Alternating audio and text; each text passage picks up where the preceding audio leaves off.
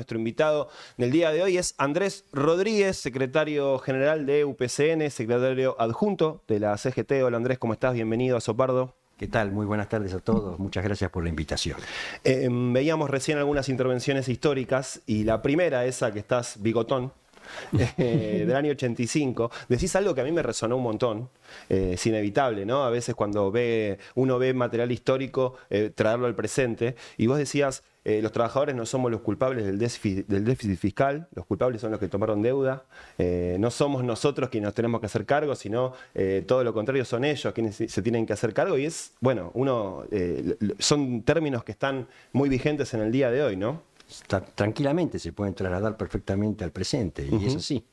Este gobierno particularmente tiene una política económica que se basa en tener dólares permanentes a través de endeudarse, con el fin de llegar a las elecciones, pero no tiene ningún concepto de lo que significa un crecimiento de la economía, un crecimiento del desarrollo de la Argentina.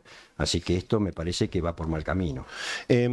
¿Cómo estás viendo vos la política que está desarrollando el actual gobierno? Estamos en un momento puntual donde tenemos un gobierno que ha elegido tener un discurso particular respecto del Estado argentino, que incluso por momentos coloca a sus trabajadores y a sus ámbitos como en el foco de sus ataques muchas veces. ¿Qué análisis estás haciendo? ¿En qué situación estamos hoy puntualmente y en esta etapa? Sí, por supuesto, el concepto que tiene hacia el trabajador estatal es realmente ofensivo en todo aspecto y además, digamos, generando una suerte de castigo innecesario a los compañeras y compañeros de trabajo.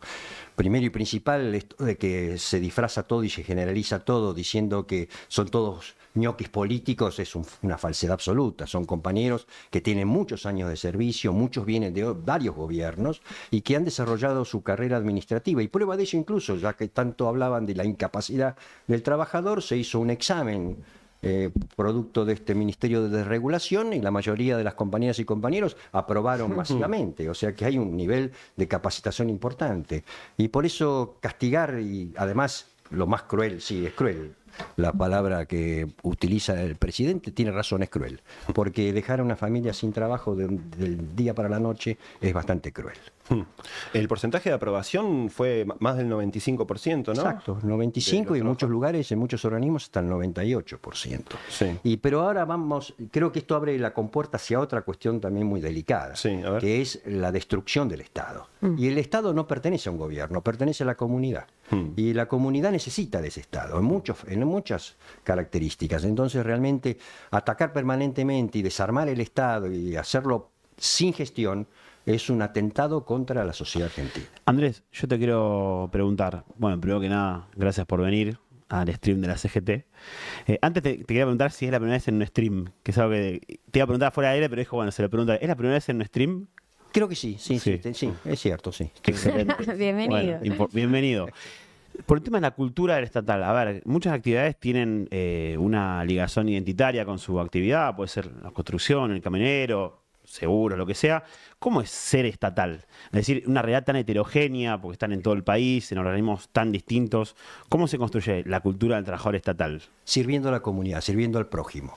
Es un servicio, fundamentalmente, y con mucho cariño lo hace muchísima gente. Vos fijate que muchas veces recorres el interior en pueblitos muy pequeños y lo que realmente te identifica con el Estado es ese ranchito con el escudo nacional. Y esa persona que está dentro atiende lo mejor posible, a veces sin los medios suficientes, a veces sin ganar dignamente, sin embargo atiende con una mano solidaria que no necesita. Eso me parece que es un poco lo que sintetiza el trabajo de los estatales. ¿Y cuánto tienen los trabajadores estatales para aportar?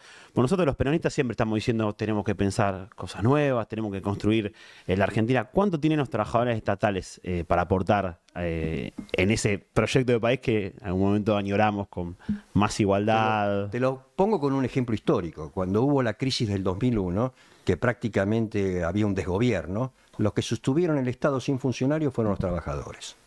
Ahí está un poco el espíritu, si lo querés sintetizar en un hecho de la realidad de nuestro país. Ahora, Andrés, hablabas del gobierno nacional, Pienso varias conversaciones que tuvimos acá con algunos dirigentes, con algunos compañeros que se acercaron, es, por un lado, un gobierno que claramente tiene un programa económico. Para vos, ¿qué intereses hay detrás de ese programa económico? ¿Quiénes están orquestando este ajuste y este ataque literal al movimiento obrero, a los trabajadores en general? Mira, el gobierno en realidad es un mosaico bastante disperso, no es una cuestión que uno puede decir es una gestión con una estrategia. Incluso hay líneas internas, hay un montón de factores que se superponen. Ellos acusan tanto al internismo ajeno, y sin embargo practican el mismo internismo por supuestos espacios de poder, creyendo que esos espacios de poder pueden darle una naturaleza de eternidad. Y no es así. Digamos, se está cada vez más una reacción social, la estamos viendo. Sí. Cada vez más hay un ajuste salvaje. No es un plan económico, es un ajuste. Es un ajuste porque se produce una bajada inflacionaria por un ajuste, no porque realmente en serio el país está creciendo y a partir de eso se acomodan las variables macroeconómicas y se puede decir que indudablemente eso significa una baja inflacionaria. Y no es solamente el problema de la baja inflacionaria, hay otros guarismos que para nada están solucionados también en esa misma macroeconomía. La falta de reservas y un montón de factores que están indicando que este país, que esta política económica, mejor dicho, que encara el ministro, es simplemente absorber deuda en dólares, dejar planchado el dólar para generar que no genere un alza inflacionaria momentánea y llegar a un planteo electoral de medio término que tampoco va a servir para asegurar una suerte de estructura de poder. Es así. ¿Para vos está débil el gobierno ahora? ¿Cómo? ¿Está débil el gobierno ahora? No sé si débil. Lamentablemente está débil la oposición política. Lamentablemente en realidad está débil la política. La política. Opositora o oficialista está débil. Y lamentablemente es un faltante de la Argentina. Hay que reconstruir esa política. Hay que rejerarquizarla. Realmente lo que estamos viendo es un mercantilismo terrible entre los políticos que saltan de un lado para otro, que hay debates totalmente superfluos, que realmente en serio no se genera la concepción de un proyecto para verdaderamente que la sociedad vuelva a confiar en general en la política. Creo que va a venir, lamentablemente es una experiencia que tenemos que atravesar, pero que en algún momento se va a reconstruir y no más temprano que tarde. Pero es necesario que realmente en serio la política ejerza la representación genuina de la gente y eso se pueda expresar en serio en proyectos y confiables y en un plan económico en serio. No me quiero olvidar porque vamos a volver con esto que abre Andrés de la política, ¿no? Hay muchos temas para profundizar en ese sentido, pero quiero rebobinar un poquito y no olvidarme de algunas cuestiones vinculadas a lo que está planteando este gobierno respecto del Estado y de no solamente los trabajadores, porque el blanco son los trabajadores, pero también están las políticas, ¿no? Las políticas que llegan o no llegan a la sociedad. El argumento del Estado es del gobierno, perdón, desregulando el Estado, vamos a generar la confianza para las inversiones, el crecimiento del país. ¿Cómo se le discute, cómo se le contrapone una mirada distinta a eso que hoy en día está en boga? Sturzenegger es el ministro de Desregulación y es una de las estrellas del gobierno, que está planteando permanentemente el cierre de organismos, con la idea de que son organismos ociosos, que no sirven para nada y demás. Mirá, en realidad hay una falsedad absoluta en todo esto, porque lo que se está haciendo no es que vos decís, bueno, se está desarmando el Estado y se está rearmando de una concepción, aunque sea ideológicamente no compartible, pero sí se está rearmando de alguna otra manera. No, se está desarmando el Estado. Yo te pongo un ejemplo, mira, que a lo mejor no es el más significativo porque en materia de salud, de educación, de seguridad hay muchos más ejemplos más fuertes. Pero, por ejemplo, las rutas nacionales se están descuidando absolutamente. El organismo que debe verdaderamente mantener las rutas es Vialidad. Al descuidar esas rutas, ¿qué se hace? Se perjudica el comercio, porque hoy la mayor parte del comercio transita por camiones en las rutas. Se descuida el comercio. Y por otra parte, se han crecido notablemente los accidentes viales. Y eso es elemento de abandonar el Estado. Eso es una consecuencia del desarme del Estado. Por eso es muy peligroso desarmar el Estado. No hablemos, por supuesto, de lo que se está pasando en el sistema de salud, que está desquiciado, está desfinanciado, o situaciones educativas donde estamos viendo que hay una baja absoluta de la calidad educativa en nuestro país. Bueno, estos elementos significan un descuido del Estado, un desarme del Estado. Y se ha logrado instalar en la sociedad una idea negativa en muchos casos, ¿no? Uno lo ve en muchos medios de comunicación, a veces conversando con vecinos. Después hay mucha gente que tiene una concepción positiva también, ¿no? Y eso hay que remarcarlo. Pero la idea de, bueno, en el Estado están todos al pedo, ¿no? Claro. Se suele escuchar mucho. Es todo lo que, digamos, eso es una verborragia de generalizar, ¿no? Los periodistas son todos corruptos, la política es una porquería, es decir, los sindicalistas no sirven, el Estado es un parásito. Bueno, todas estas cosas generalizables que no especifica nunca. Si hay una prueba concreta, hay que nombrarlo con nombre y apellido y con pruebas fehacientes. Y esto de generalizar es lo que intenta plasmarse en una, tal vez, en una determinadamente de cierta sociedad, de comprarlo. Pero vuelvo a insistir, cuando uno va a hacer un trámite o cuando tiene que hacer una gestión en el Estado y verdaderamente lo ve totalmente desquiciado, lógicamente el problema no es del trabajador, el problema es de la política que se está implementando desde el Ejecutivo para que ese Estado no exista. ¿Y cómo se pelea contra eso? Digo, porque obviamente ahí aparecen muchas, están de los más ultra que dicen, bueno, hagamos paro mañana, ya, ayer, todos los días, después hay otros matices. ¿Cómo se enfrenta eso desde el sindicalismo? Desde el sindicalismo, lógicamente, las acciones, cualquier acción que vos quieras definir, sea un paro, una movilización o sea una negociación, son elementos tácticos.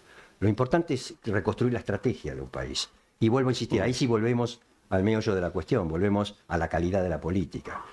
Es la calidad de la política la que puede construir una estructura de poder creíble, con un proyecto concreto y donde la sociedad lo acepte, por supuesto, voluntariamente. Y eso después demostrarlo por la vía electoral, en cualquier plataforma partidaria.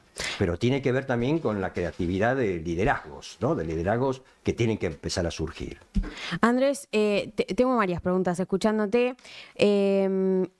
Referido a esto de la idea de que la política está débil, preguntarte si no metés dentro de la dirigencia en general también a la dirigencia de la CGT, porque hay una denuncia obvia de la sociedad también de, ver falta de renovación dirigencial, una denuncia también del propio gobierno nacional de meter a la dirigencia sindical dentro de la misma casta que ha denunciado. Preguntarte cómo ves el proceso de renovación dirigencial dentro del movimiento obrero, ¿no? Porque también, abriendo un poco la discusión y el debate, ¿qué pasa ahí, no? También si no hay propia dinámica de la dirigencia sindical que también forma parte de la política o de la dinámica política en general. Sí, por supuesto que sí, pero lo que vuelvo a insistir, no podemos generalizar.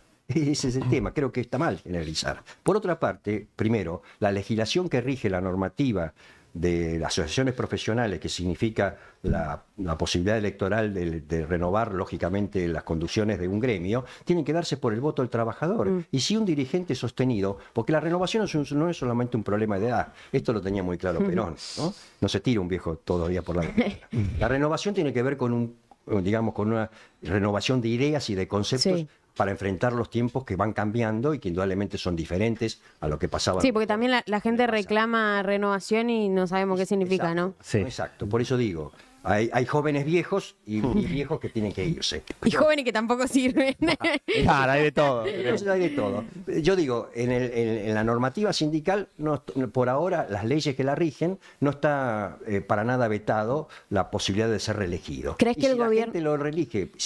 Perdón, si la convocatoria electoral es genuina y transparente y honesta y se elige una dirigencia, que además, vuelvo a insistir, la dirigencia sindical no se basa en la cabeza sola, no. Se basa en cuerpos orgánicos que están distribuidos muchas veces en todo el país y que se eligen, digamos, con muchos miles de compañeras y compañeros, delegados, comisiones internas, comisiones directivas de seccionales, hasta un consejo directivo central. Entonces, todo esto no es una sola persona, es un conjunto colectivo. ¿Crees que el gobierno nacional tiene intención de meterse en esa discusión no sé, digo, algún tipo de reforma, Por ahora instalarlo en la agenda. Hay una ambivalencia. Hay sectores del gobierno que no quieren realmente problemas con el mundo sindical y hay otros que están buscando el desfinanciamiento absoluto y la destrucción de la estructura sindical. No es un tema solamente de atacar a un dirigente, es de financiar la estructura. Y la estructura sindical no es del dirigente, Claro. es de la organización colectiva de los trabajadores.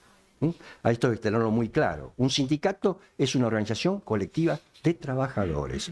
Lo que se busca es que esa organización colectiva se desarme, se desintegre, se disperse, no tenga representatividad. Y a partir de eso sí el trabajador es débil. Andrés, viste muchas CGT vos a lo largo de tu historia. ¿Cómo ves el actual momento de la CGT, tanto en relación con la coyuntura, el momento político, como de vista a una renovación que va a ser a fin de año? Digo, atravesaste varios procesos de renovación, de lucha, de repliegue, como decías vos, de estrategia. Sí. Actualmente, ahora en junio del 25, ¿cómo estamos? No, en junio de 25, sinceramente, a ver, el único institución que se mantiene con cierto criterio unitivo desde el punto de vista institucional es la CGT. Es decir, más allá de los matices que siempre existieron, no es que la inventamos ahora. La CGT a través de su historia siempre tuvo matices y líneas internas. Es natural, además, que suceda así. Ahora, de cualquier manera, la institución CGT se mantiene unida. Y vos fijate que desde que comenzó este gobierno, en diciembre del 23, fue la única institución que lo enfrentó. Lo enfrentó con, digamos, con total inteligencia, a veces tácticamente con planteos judiciales, a veces movilizadoramente, no solamente con marchas propias del movimiento obrero, sino acompañando otras marchas importantes de la sociedad, a veces con paros nacionales y a veces con intentos de negociación. Cuando nos llamaron a intentar sentarse en la mesa para ver cuáles eran las posibilidades de negociar, nosotros le pusimos la agenda que necesitábamos. Lamentablemente eso fue desoído y no se volvió a retomar. Pero la capacidad negociadora y de búsqueda de consenso y de diálogo, el movimiento obrero lo tiene por formación. Y la lógica tendrá que prevalecer. ¿Y por qué hay una parte del peronismo que no reconoce esto? Que no le gusta la CGT, que critica todo el tiempo, machaca constantemente. Hasta inclusive a veces hay peronistas que son más gorilas respecto a la CGT que los gorilas mismos. Digo. Bueno, yo te vuelvo a insistir. Esto es opinión mía, igual. Hablaste muy bien en el sentido de decir el peronismo, porque puedo reconocerlo eso tal vez en el pensamiento político de otras fuerzas, digamos, partidarias. Pero, ¿sabes una cosa? Que si verdaderamente el movimiento obrero, el sindicalismo como tal, como está concebido desde la época del peronismo, de Perón y Evita, si llega realmente a ser destruido, si llega realmente... Se acabó el peronismo. Se acabó el peronismo, te lo digo claramente. Eso de la columna vertebral es verdaderamente cierto. El movimiento obrero siempre fue y es la columna vertebral claramente del peronismo. No es solo, por supuesto, no es solo. Pero, digamos, si se lo llega a destruir y a dispersar, se termina el peronismo. Esto es así. Y muchos políticos creen que con el clientelismo, usando realmente una rebaja de su capacidad de persuasión, eso le va a garantizar el voto circunstancial y un cargo. Y eso no sirve para nada. Sirve cuando tenés, vuelvo a insistir, un proyecto de poder. De esto se trata. Andrés, estuviste en la OIT hasta hace poquito. Vimos la delegación argentina que estaba integrada por la CGT, también las dos CTA, también la Unión de Trabajadores de la Economía Popular, lo cual también muestra como una amplitud de representatividad, ¿no?, de lo que es el mundo del trabajo argentino, incluso los trabajadores informales en la UTEP. ¿Con qué sensación volvieron? ¿Cuál fue, con qué te quedas de ese paso por la OIT en este contexto que tenemos delicado en la Argentina y en el mundo también, con la instalación de la inteligencia artificial, de las nuevas formas de trabajo, de las plataformas, ¿no?, de todos temas que están atravesando también las discusiones del ámbito laboral? Mirá, el mensaje que leyó el compañero Gerardo Martínez es el mensaje de la Confederación General de Trabajo y fue muy profundo y muy importante. Y es cierto lo que vos decís, nosotros a los compañeros que están hoy en la informalidad los consideramos trabajadores. Ambicionamos a que esos trabajadores, por supuesto informales, tengan formalidad y dignidad en el trabajo. Y eso es una política pública que deben implementar los gobiernos para recrear un trabajo productivo. Por eso siempre la CGT ha levantado en estos últimos tiempos una consigna muy clara: desarrollo, producción y trabajo. desarrollo científico-técnico, desarrollo para adaptarse a los cambios tecnológicos vertiginosos que estamos teniendo en esta época, y por supuesto producción nacional, producción que que lógicamente genere producto argentino, que genere producto nacional, producto exportable para llenar de divisas el país, y trabajo digno, trabajo formal. Esto tiene que ver con un pensamiento, por supuesto, histórico del movimiento obrero, muy además amparado por la Iglesia y fundamentalmente por la Iglesia de nuestro último querido Papa, el Papa Francisco, que defendía claramente la concepción del trabajo, que defendía realmente los sindicatos. La última vez que tuvimos la suerte de estar con él, el año pasado en Roma, nos dijo muy claramente: defiendan los derechos laborales que gracias a Dios todavía existen. Defiendan esos derechos laborales con uñas y dientes, porque es la garantía que tienen los trabajadores para seguir organizados y poder dignificarse lo mejor posible. Entonces, estas son concepciones que indudablemente tienen mucha raigambre en lo que es el mundo laboral, el mundo del trabajo, y es verdaderamente lo que te lleva a una cultura del trabajo positiva. Andrés, hablabas del movimiento obrero como pata fundamental, como columna vertebral del movimiento peronista, y últimamente se le reclama al peronismo una propuesta a futuro.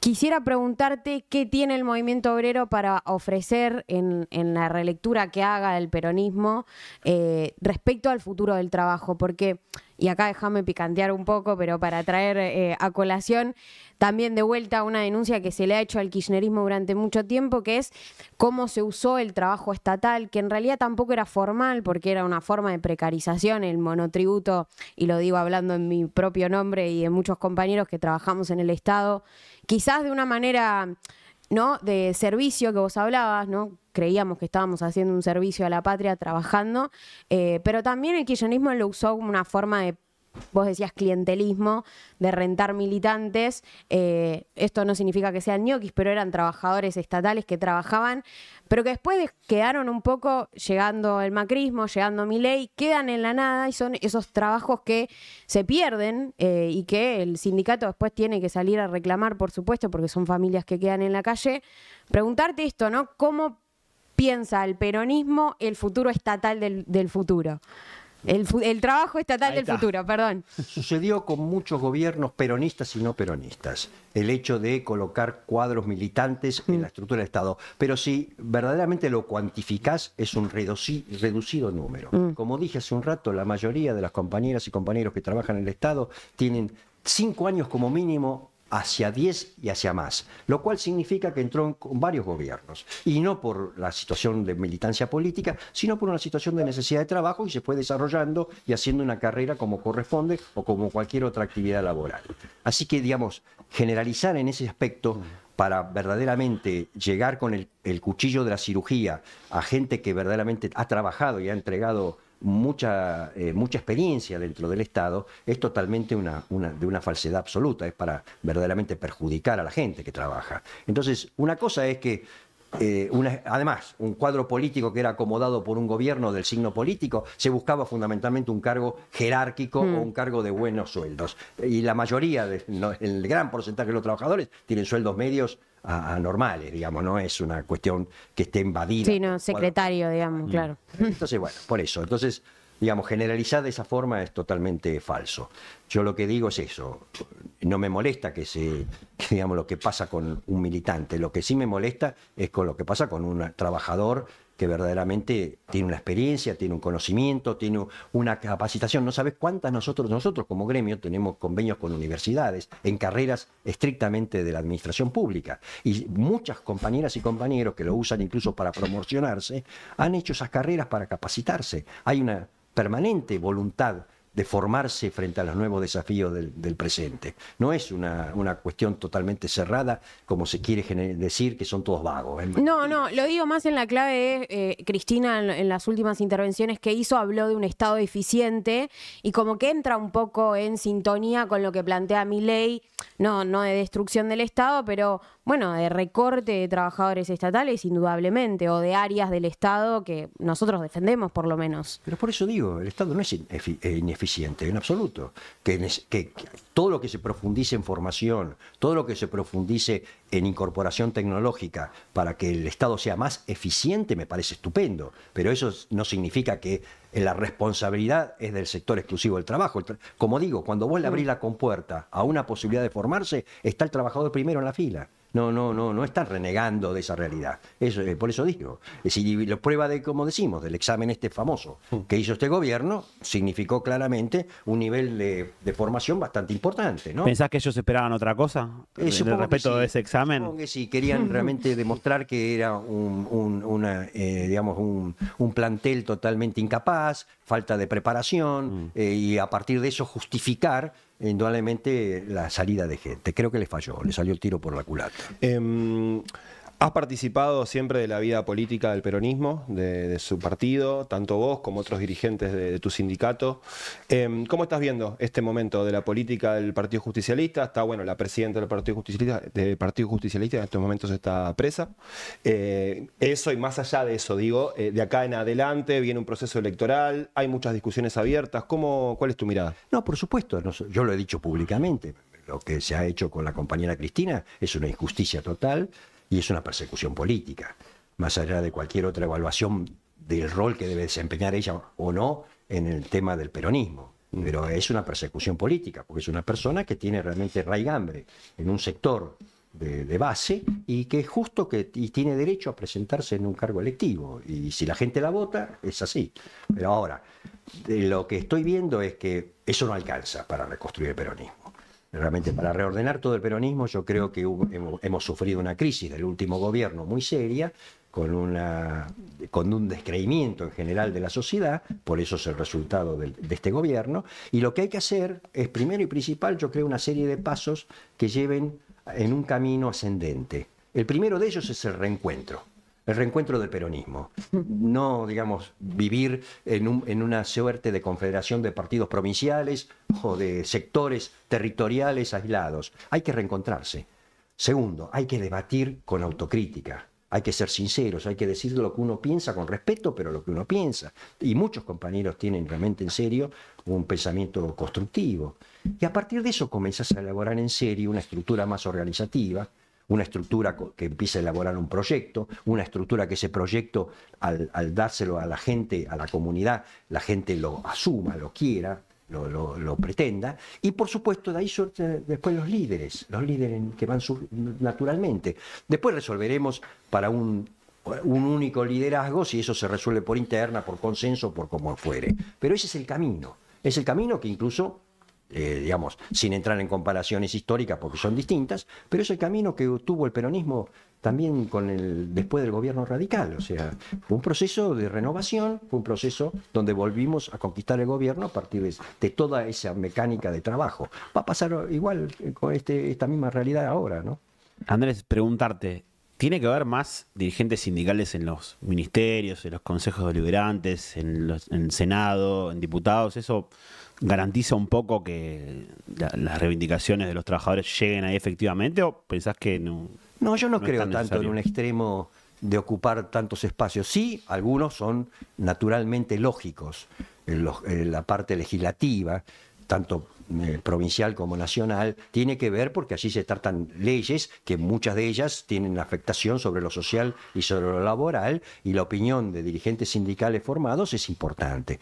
En una estructura partidaria, eventualmente, aunque el partido siempre es una reducción, no es el peronismo como movimiento, ¿no? Claro. El partido siempre fue definido como una herramienta electoral, pero también tiene derecho el gremialismo a tener representación, es lógico, como las compañeras o como los jóvenes o como tantos otros sectores lógicos de una institución. Pero después lo otro no, ocupar cargos no, creo que eso hay que dejarlo en manos de otros. Y nosotros somos demandantes en realidad, nosotros somos demandantes en la que deben ser la reconquista o la fortificación de los derechos laborales. Y por lo tanto al gobierno y a sus funcionarios le exigimos eso, esa realidad, digamos, esa demanda sea satisfecha en función justamente de dignificar el trabajo y de dignificar a los que realmente se sacrifican por esta patria, ¿no? Por esta nación. Es un poco el tema. En alguna época yo sé que, digamos, había una suerte de criterio de invadir muchos espacios. Me parece que esto se desnaturaliza. O el famoso 33%. Por ahí, o también se ocupaban cargos gubernamentales, Sí. es cierto, pero eso desnaturaliza un poco la esencia y el fin del movimiento sindical. Mejor es reservarse con lo que uno representa, que es los trabajadores, y tratar de allí, por supuesto, conquistar los derechos indispensables. Una pregunta histórica le queríamos hacer a Andrés también, ¿no? Sí, Aprovechando... no nos olvidemos que Somos era lo que más viajeros. queríamos preguntar. ¿Conociste a Perón? Sí, Claro, de una. sí. ¿Conociste? ¿Y qué es lo primero que te sale Conocí a Perón, lo conocí, digamos, viéndolo de lejos, ¿no? exacto, cuando fuimos al día siguiente, después del 17 de noviembre, Sí. cuando fuimos a Vicente López y lo vimos en Gaspar Campos, lo vi en varios actos oficiales cuando venía el general, nosotros como militantes, lógicamente, estábamos cerca, lo saludábamos, le hacíamos demostraciones de cariño, ¿no? Y de Sí, afecto. estamos en una etapa donde muchos jóvenes también se están reencontrando con esa historia, revalorizándola. Yo me acuerdo, yo tengo 40, me acuerdo cuando era adolescente estaba medio mal visto, ¿no? Los peronistas eran medio un bicho raro. Después de los 80, ¿no? De esa etapa. Ahora también. Bueno, pero La historia siempre vuelve. la vez pasada hablamos del libro de Valmedina, Sí, que sí. fue muy, Claro. muy leído, muy comentado. importante. También, bueno, esta etapa del siglo XXI nos reencontró de otra manera también con el peronismo. Correcto, ¿no? correcto. Por eso también yo a veces oigo que los jóvenes, muy jóvenes, lógicamente no les interesa lo que pasó en el 55, lo que pasó en el 45, el 17. Eso no es falso. A ver, una cosa es vivir de la nostalgia. Por supuesto, eso no sirve. Mucho menos para la gente joven que no tuvo esas etapas históricas como vivencia. Pero otra cosa es desconocer la memoria y la historia de nuestra esencia. A ver, con ese criterio yo tampoco crucé los Andes con San Martín y voy a tirar la gesta sanmartiniana a la basura. O las cadenas del Paraná con la vuelta de obligado. Bueno, no. Es decir, es nuestra memoria, es nuestra esencia, es nuestra historia, es lo que nos da fundamento, ¿no? Incluso lo decía hoy conversando informalmente, la unidad latinoamericana, la concepción de la unidad latinoamericana, que toma el peronismo, por supuesto, como un elemento doctrinal, surge de Artigas, de San Martín, de Bolívar, ¿no? Acordémonos de esas cuestiones. Por eso digo, la historia no es importante y la memoria de ese pueblo, como decimos siempre, un pueblo que pierde su memoria se debilita. Ahora, ¿eso qué significa? Significa no la nostalgia de lo que pasó en el 45, significa rescatar valores que tienen que ver con el compañerismo, con la solidaridad, con la lealtad a una idea, con el concepto de amar a la patria, con un montón de factores que siguen vigentes para un viejo de 70 años como yo o para un joven de 15 o de 20 años que está ahora. Sí, sirven para todos, porque son valores que tienen que ser importantes para que verdaderamente nuestra Argentina sea otra cosa. Esta Argentina no la quiero. Esta Argentina de grietas, de violencia, de enfrentamientos, de malas palabras, de falta de gestión, de gente que está necesitada, no la quiero. Quiero una Argentina diferente. Andrés Rodríguez, muchas gracias por haber venido a Sopardo. Ha sido un placer conversar con vos. Muy amable a ustedes, les agradezco muchísimo.